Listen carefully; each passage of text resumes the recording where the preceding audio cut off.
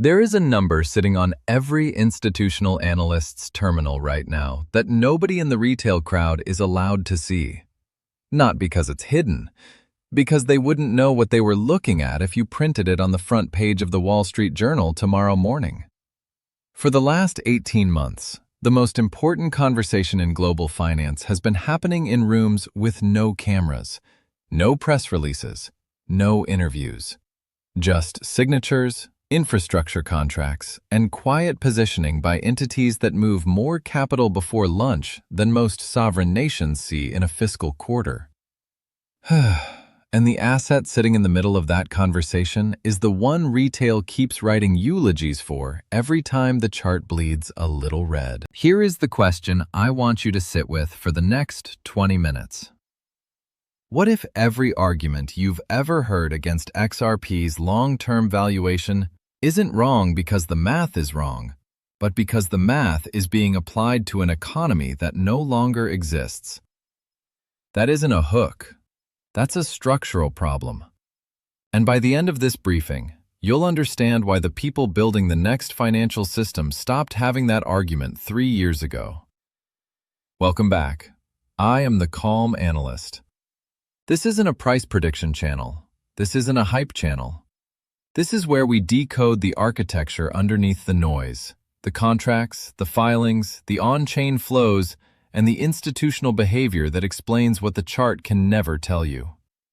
Today we examine the single most misunderstood objection in this entire asset class, the market cap argument. We dismantle it, we rebuild it, and we show you why the institutions stopped using it as a counterthesis a long time ago. Let's begin. Let's start with the hard truth most XRP holders have never had explained to them properly. When someone tells you that XRP cannot reach a meaningful valuation because the market cap would be larger than the entire crypto market, larger than gold, larger than the GDP of mid-sized economies, they are not making a mathematical argument. They are making a temporal argument disguised as a mathematical one. They are assuming the global economy in the year of settlement looks identical to the global economy of today. It will not. Here is what most people miss. The economy is not a fixed box you pour value into. It is a living structure that expands every time friction is removed from a transaction.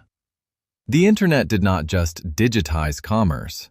It created entire categories of economic activity that did not exist before. Streaming, software as a service, real-time global advertising auctions. None of those were line items in 1995. They are trillion-dollar verticals today. Blockchain settlement infrastructure does the same thing, but at the layer underneath all commerce. The settlement layer.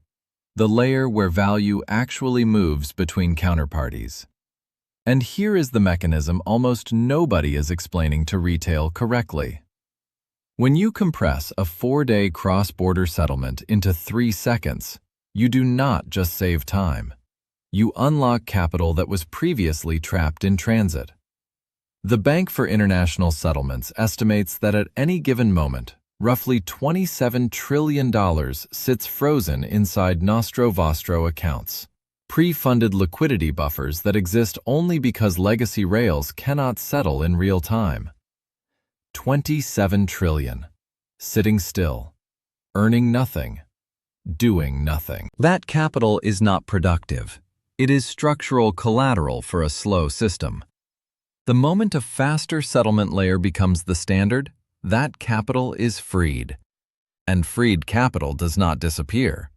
It re-enters the economy as lending, as investment, as velocity.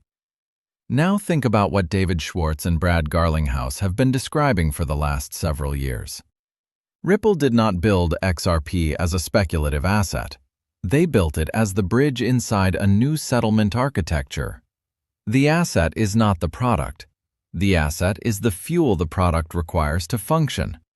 And the product is now being deployed inside the financial pipes of the largest institutions on Earth. This is the part the retail crowd has never been told clearly. You are not buying a token. You are buying a position in the throughput of a settlement layer that institutional actors have spent a decade quietly preparing to plug into. The market cap argument fails because it prices a throughput asset using the framework of a store of value asset. Those are two completely different mathematical models. Let's do the math the retail crowd has never been walked through properly.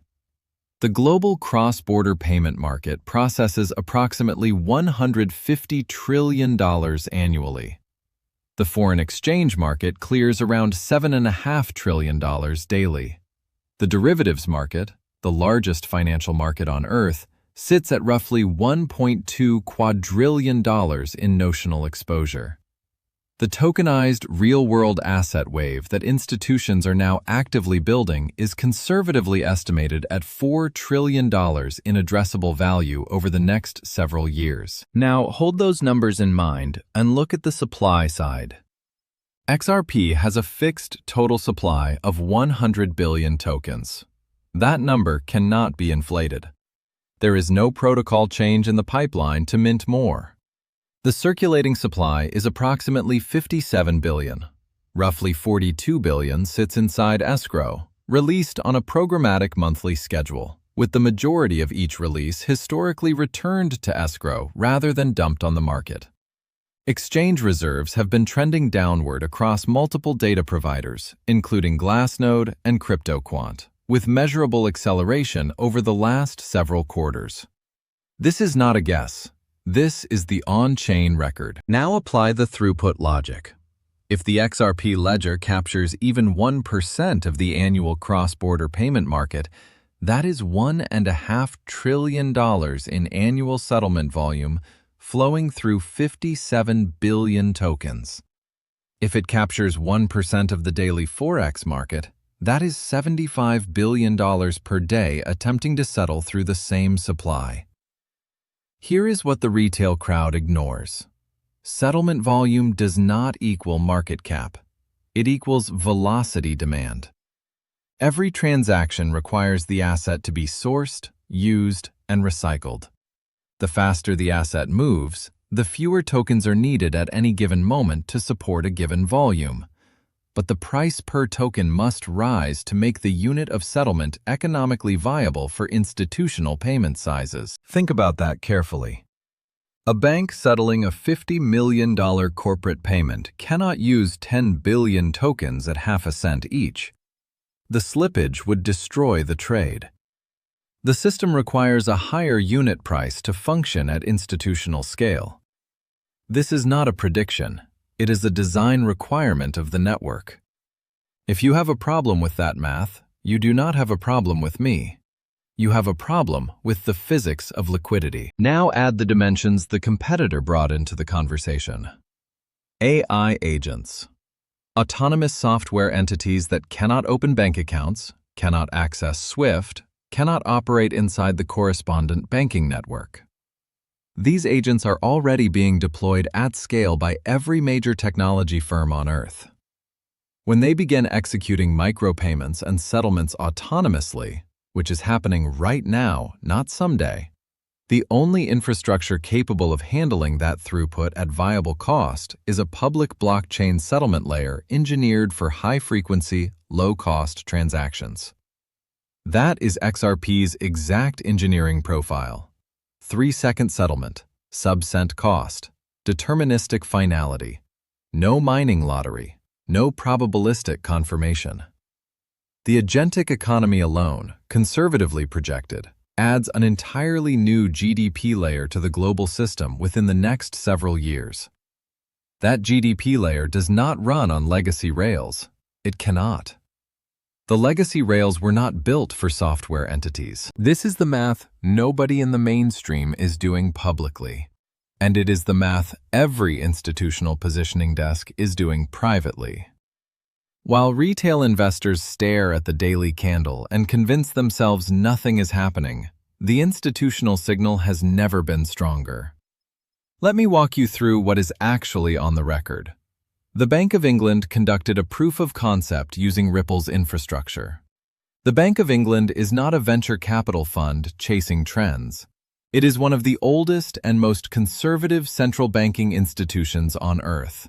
They do not run proofs of concept on systems they consider speculative. JP Morgan is running tests on the XRP ledger.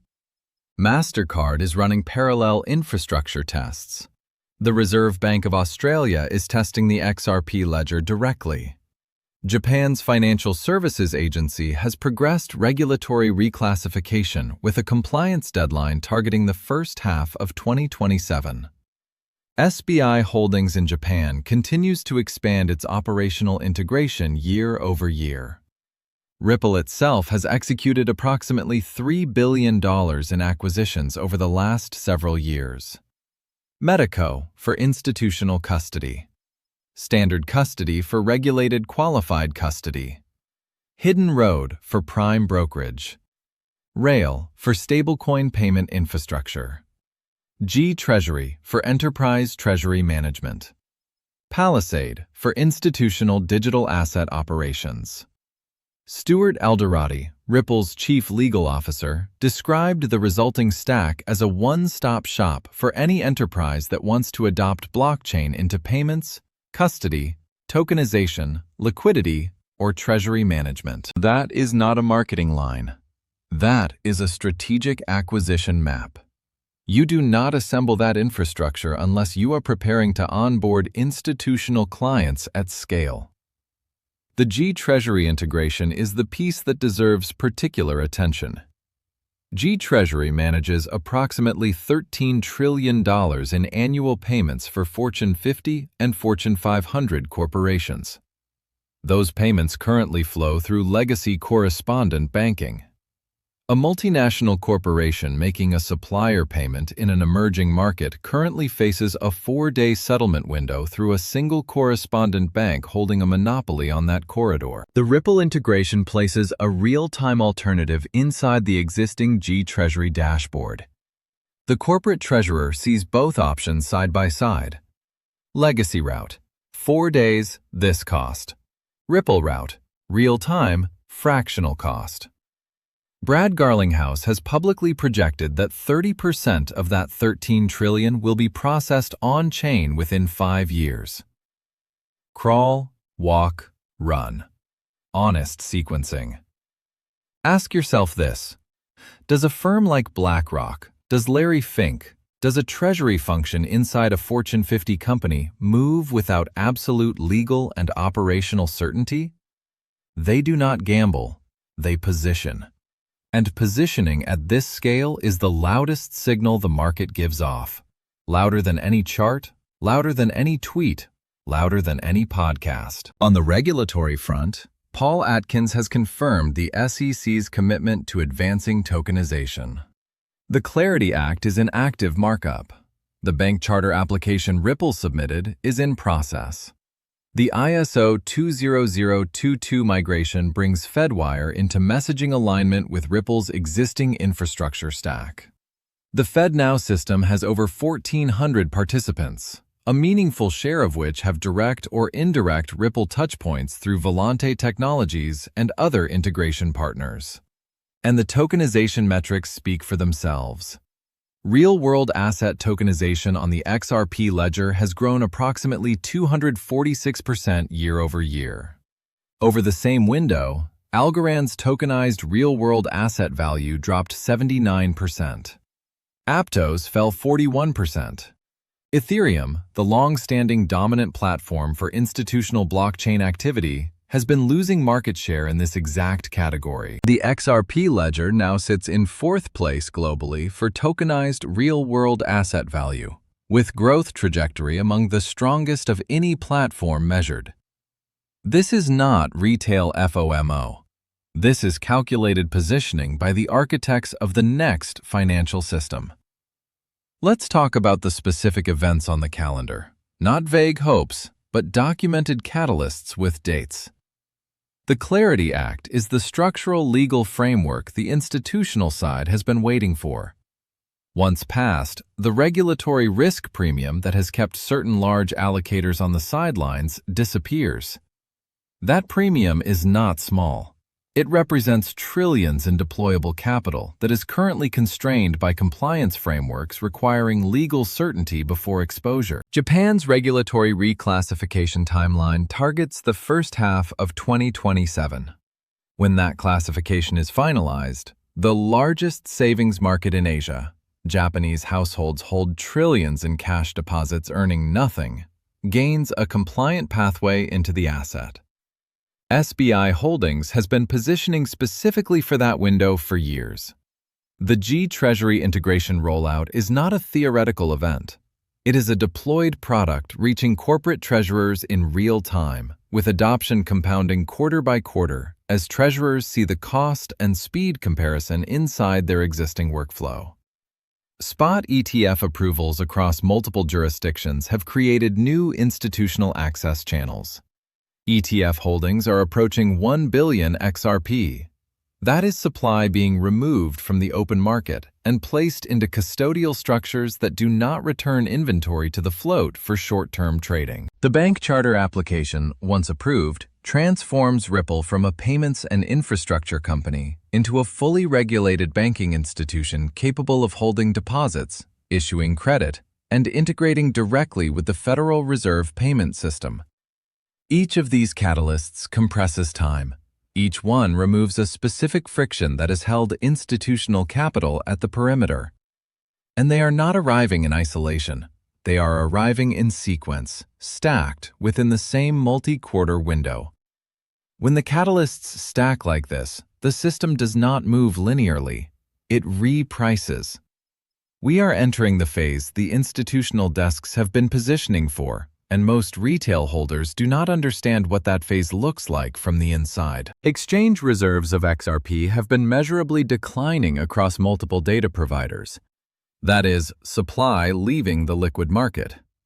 Once a token enters a multi-sig institutional vault, it does not come back to market for a 10% profit. It is removed from the float, often for years, sometimes permanently. ETF inflows compound that drain. Every share of an ETF that is created requires the underlying asset to be sourced and held in custody. That custody is operationally separate from the day-to-day trading market. Those tokens are now part of a structural holding base, not a trading float. Corporate treasury allocations work the same way. When a Fortune 500 treasury function allocates to XRP as part of an on-chain liquidity strategy, those tokens are not being traded. They are being held as operational reserve. This is the part the late entrants will struggle with.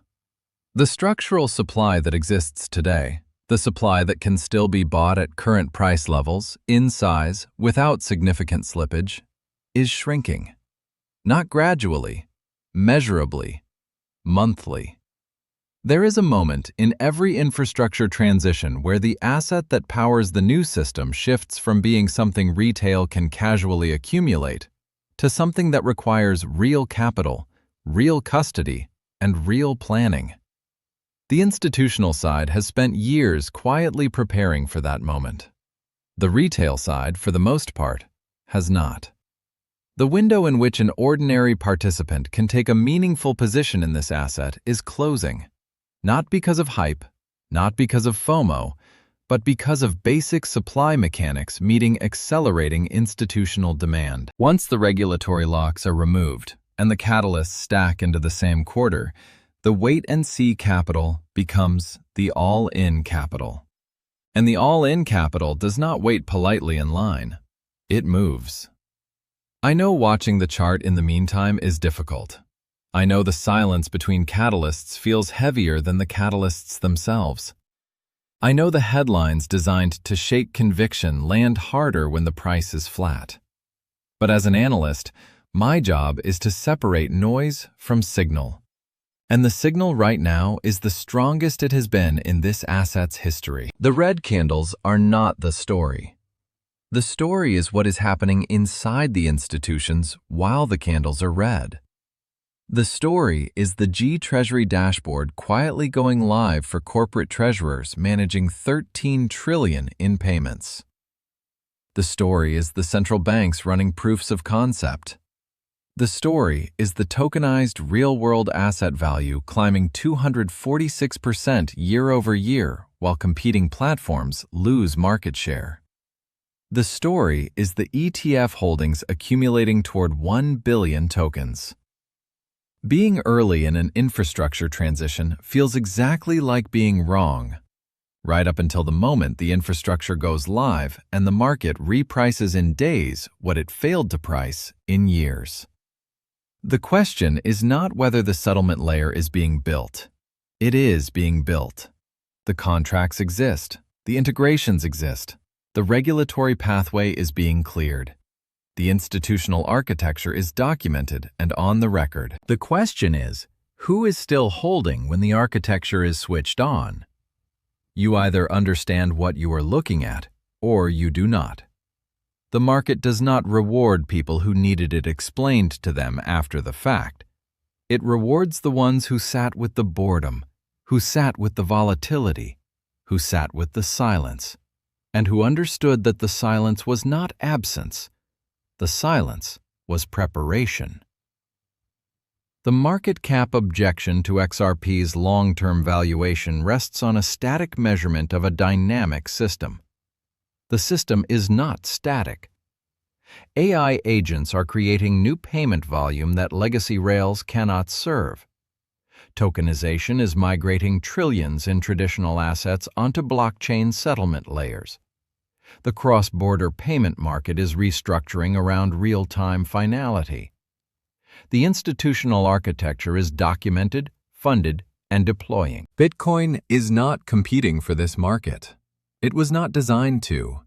The institutions building the new settlement system are not building it with Bitcoin. They are building it with the utility assets engineered for payment settlement and interoperability. And at the center of that category sits the asset Ripple spent the last decade preparing for exactly this moment. Price is a distraction. Throughput is the reality. One is a chart. The other is a system. Here is what I want you to do before you close this video. In the comments, drop the single piece of institutional evidence from this briefing that surprised you the most. Was it the 27 trillion frozen in Nostro Vostro accounts? The 246% tokenization growth on the XRP ledger? The 13 trillion in G Treasury payments now sitting next to a real-time Ripple alternative? I want to see what landed. If this kind of analysis is what you came here for, subscribe. The next briefing builds directly on this one.